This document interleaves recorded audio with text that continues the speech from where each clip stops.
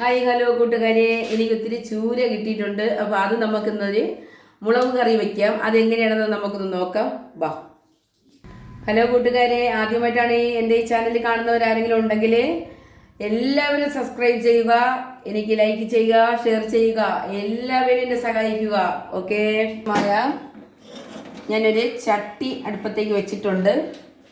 മൺചട്ടിയാണ്.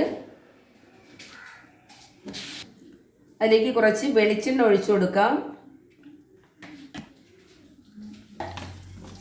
Hello കൂട്ടുകാരെ, അതിലേക്ക് കുറച്ച് കടുക് ഇട്ട് കൊടുക്കാം.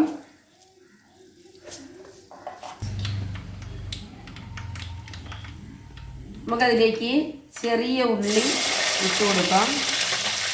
കടുക് ഇട്ടാൽ വലിയ പാടൊന്ന് പൊട്ടാനായിട്ട് കേട്ടോ. എന്ത് വെച്ചാൽ തക്കാളി ഇട്ട് കൊടുക്കാം.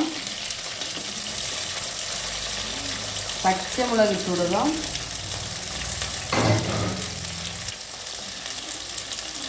നമുക്ക് നന്നായി ഒന്ന് ഇളക്കി കൊടുക്കാം. കുറച്ച് ഉപ്പിട്ട് കൊടുക്കാം.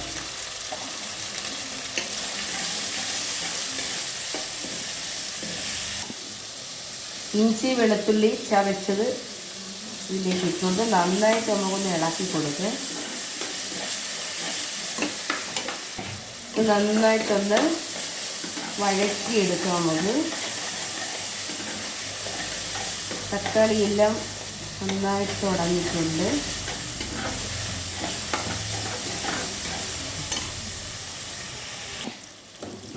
നമുക്കിതിലേക്ക് മുളക് പൊടി ഇട്ട് കൊടുക്കാം.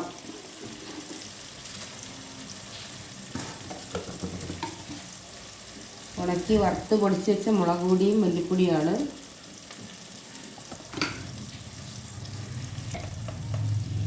മഞ്ഞൾപ്പൊടി ഇട്ട് കൊടുക്കുക.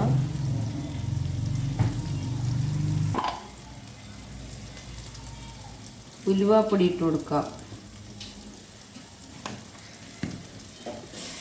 ഇതിപ്പോൾ ഉലുവ ഞാൻ ഇതിൻ്റെ കൂടെ ഇട്ടിട്ടുണ്ട്.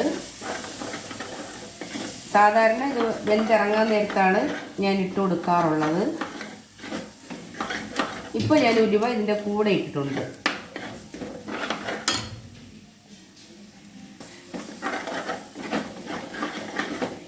അരപ്പെല്ലാം നന്നായിട്ടൊന്ന് കറുത്തിട്ടുണ്ട്. ഗ്യാസ് കൂട്ടി വയ്ക്കാം.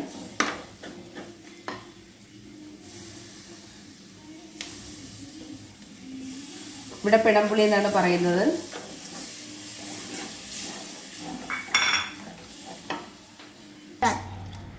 കുറച്ചുകൂടെ വെള്ളം ഒഴിച്ചു കൊടുക്കാം.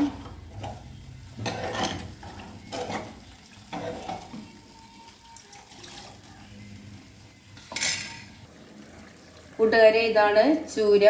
വലിയ ചൂരയൊന്നുമല്ല, ചെറിയ ചൂരയായിരുന്നു. അപ്പോൾ അത് കണ്ടിച്ച് കഴുകി നന്നായിട്ട് വൃത്തിയാക്കി വെച്ചിരിക്കുന്നതാണ്. അപ്പോൾ ഇത് നമുക്കിതിലേക്ക് ഇട്ട് കൊടുക്കാം.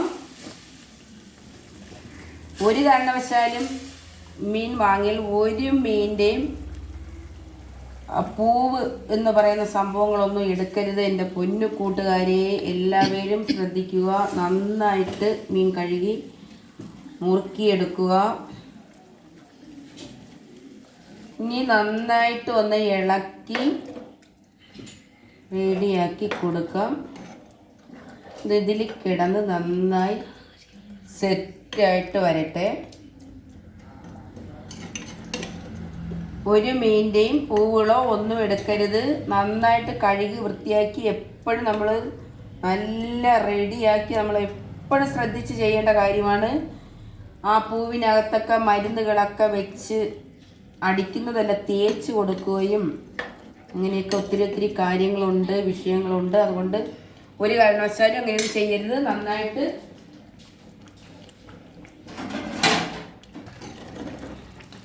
ഇനി ഇതിലേക്ക് തേങ്ങാപ്പാൽ, 1 പാൽ നമുക്ക് ഒഴിച്ചു കൊടുക്കാം.